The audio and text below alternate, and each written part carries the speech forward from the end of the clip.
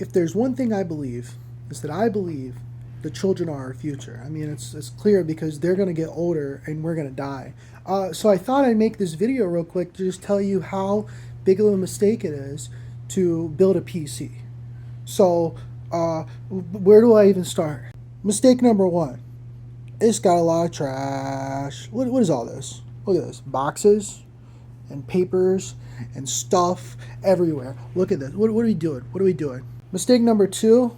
The power supply too big for the case.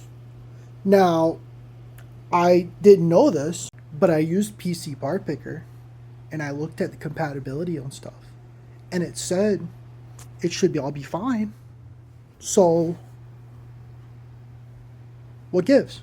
And now I got this husk, this shell. I gotta do something with that now. Why do we have RGB on RAM now?